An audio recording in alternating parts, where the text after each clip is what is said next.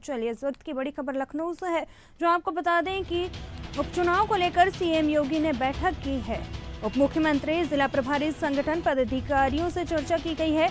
9 सीटों पर मंथन रणनीति की गई है तैयार। तो आपको बता दें कि 9 सीटों पर मंथन कर रणनीति तैयार की गई है। उत्तर प्रदेश की 9 विधानसभा सीटों पर होने वाले उपचुनाव को लेकर मुख्यमंत्री योगी आदित्यनाथ ने उप मुख्यमंत्री, जिलों के प्रभारी मंत्री और भाजपा संगठन के पदाधिकारियों के साथ महत्वपूर्ण बैठक की है। इस दौरान उपचुनाव को लेकर व्यापक विचार विमर्श हुआ है और रणनीति तैयार की गई है। बैठक में मुख्यमंत्री ने सभी 9 सीटों पर उपचुनाव को जीतने के लिए मंत्री और पदाधिकारियों की जिम्मेदारी भी निर्धारित की है। बैठक के दौरान मंत्रियों और पदाधिकारियों के बीच आपसी समन्वय और अधिक मजबूत करने पर जोर दिया गया है। यह भी तय हुआ है कि उपचुनाव में पार्टी का कोई भी नेता अपने निर्धारित क्षेत्र में जिम्मेदारियों का निर्वहन करने में कोई कमी ना छोड़े। मुख्यमंत्री ने कहा है कि उपचुनाव जीतना केवल चुनावी सफलता नहीं, बल्कि जनता के विश्वास की जीत होगी। इसलिए हर सीट पर जीत सुनिश्चित करने के लिए पूरी निष्ठा और समर्पण के साथ काम किया जाना चाहिए। तो आपको बता दें कि उप मुख्यमंत्री, जिला प्रभारी संगठन पदाधिकारी भी मौजूद रहे। 9 सीटों पर मंथन करने के बाद रणनीति बनाई गई है। उपचुनाव को लेकर सीएम योगी ने यह बैठक बुलाई है, काफी ज्यादा अहम मानी जा रही है।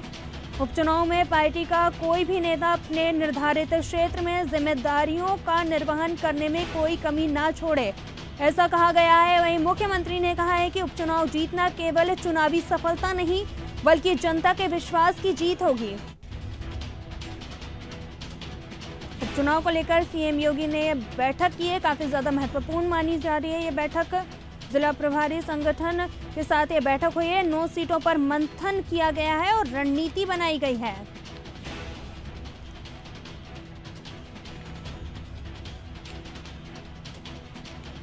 चलिए इसी खबर पर अधिक जानकारी के लिए शिव प्रताप हमारे साथ उत्तर प्रदेश से जुड़ चुके हैं। शिव, आपका रुख करेंगे और जानना चाहेंगे कि उपचुनाव को लेकर सीएम योगी ने यह बैठक की, काफी ज्यादा महत्वपूर्ण ये बैठक मानी जा रही है। क्या कुछ चीजें निकलकर सामने आई है इस बैठक में?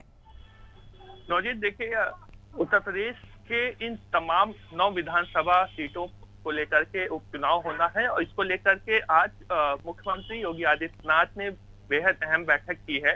इस बैठक की महत्ता इससे समझी जा सकती है कि मुख्यमंत्री योगी आदित्यनाथ का संदेश था इस बैठक में कि पूरी निष्ठा और समर्पण के साथ, यानी पूरी निष्ठा और समर्पण के साथ सरकार इस विधानसभा सीटों पर खड़ी हो जाए और जो भी समस्याएं हो उसको त्वरित गति से पूरा किया जाए। जितने भी मंत्री और वहां पे जो पदाधिकारी पहुंचे थे उस बैठक में, उनसे साफ तौर से दिशा निर्देश दिया है मुख्यमंत्री योगी आदित्यनाथ ने कि उन तमाम विधानसभा सीटों के में जितनी भी जनता है उसमें जाके वो सीधा संवाद करें। और उन्होंने कहा कि चौपाल लगाई जाए हर एक विधानसभा में, मंत्रियों के स्तर पे, पदाधिकारियों के स्तर पे और जो तमाम वरिष्ठ नेता हैं उनके स्तर पे चौपाल लगाई जाए और जनता से सीधा संवाद किया जाए। यानी कि जो जनता है, जो मतदाता है, उसकी अगर कोई भी समस्या हो उसको तुरंत उसका समाधान किया जाना चाहिए।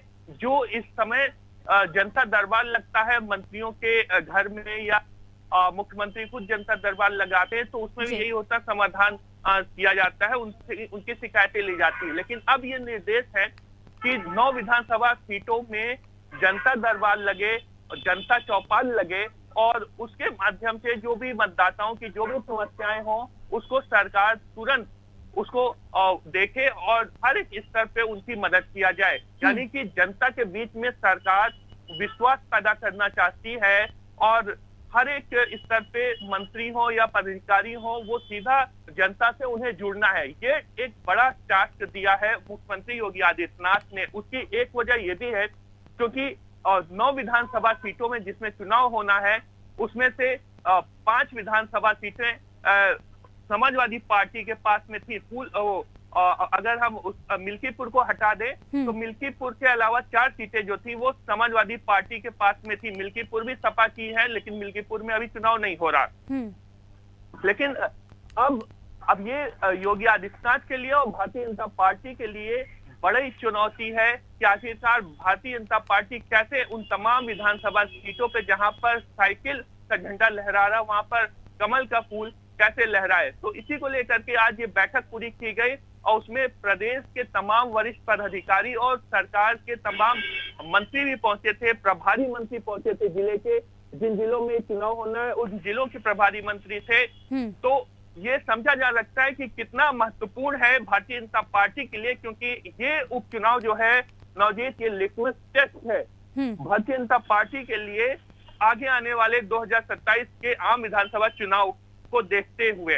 उसके मद्देनजर अगर ये इस उपचुनाव में भारतीय जनता पार्टी ने अच्छा परफॉर्मेंस नहीं किया तो 2027 का जो नैरेटिव जाएगा, जो संदेश जाएगा, वो बेहद निराशाजनक हो सकता है। और इसीलिए मुख्यमंत्री हो या सरकार हो, वो पूरी तरह से चाहती है कि 9 विधानसभा सीटों में कमल का फूल ज्यादा से ज्यादा लहराए। नौजीत, बिल्कुल शिव, जिस तरीके से देखा जा रहा है कि उत्तर प्रदेश की अगर बात की जा रही है यहाँ पर, तो उत्तर प्रदेश में उपचुनाव को लेकर सरगर्मियां तेज हो गई है। वही पदाधिकारियों के साथ लगातार देखा जा रहा है कि बीजेपी यहाँ पर बैठक करे, चिंतन मंथन किया जा रहा है, विचार विमर्श भी किया जा रहा है। और इस बार अगर बात कर ली जाए बीजेपी की, तो हिंदुत्व के मुद्दे पर ज्यादा जोर देने वाली है कहीं ना कहीं।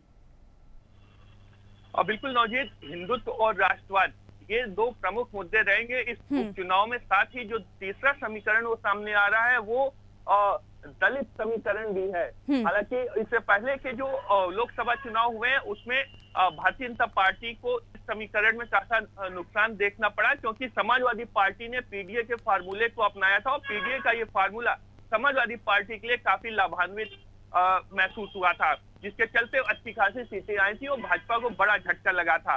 इसी के तहत अब भारतीय जनता पार्टी दलित समीकरण पर भी पूरा ध्यान दे रही है और जिन विधानसभाओं में दलित मतदाताओं की ज्यादा संख्या है वहां पर पूरा समीकरण, पूरा फोकस उन पर है। और इसीलिए कहा गया है इस बैठक में कि मंत्री हो या पदाधिकारी हो या वरिष्ठ नेता हो या प्रभारी मंत्री हो जिले के, वो सीधा संवाद करे जनता और सीधे जाकर के उनकी शिकायतें सुने और उसका समाधान करने का त्वरित गति से प्रयास किया जाए, जिससे कि जनता के बीच में भारतीय जनता पार्टी की सरकार को लेकर के विश्वास पैदा हो और ये इससे काफी हद तक समीकरण साधे जा सकते हैं। जी चलिए, बिल्कुल आपका बहुत बहुत धन्यवाद खबर पर अपडेट देने के लिए। तो बड़ी खबर आपको बता रहे हैं। वहीं बैठक के दौरान मंत्रियों और पदाधिकारियों के बीच आपसी समन्वय को लेकर अधिक मजबूती का पर भी जोर दिया गया है। वहीं आपको बता दें कि यह भी तय हुआ है कि उपचुनाव में पार्टी का कोई भी नेता अपने निर्धारित क्षेत्र में जिम्मेदारियों का निर्वहन करने में कोई कमी ना छोड़े।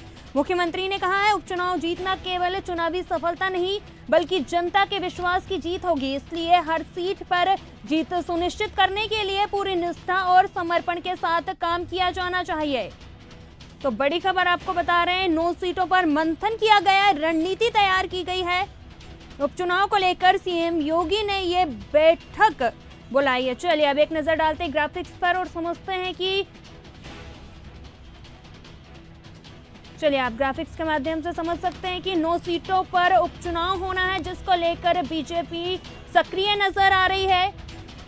वे आपको बता दें कि चिंतन मंथन किया जा रहा है। कटहरी में फूलपुर, खेर, मजवा, सीसामऊ, यहाँ पर उपचुनाव होना है। करहल, कुंदर की, गाजियाबाद, मीरापुर में ये पूरी 9 विधानसभा सीटें जहां पर उपचुनाव होना है। इसको लेकर तैयारी में बीजेपी जुट चुकी है। इस दौरान मंत्रियों और अधिकारियों के साथ समन्वय किया जा रहा है, मजबूती पर जोर दिया जा रहा है। यह भी तय हुआ है कि उपचुनाव में पार्टी का कोई भी नेता अपने निर्धारित क्षेत्र में जिम्मेदारियों का निर्वहन करने में कोई कमी ना छोड़े।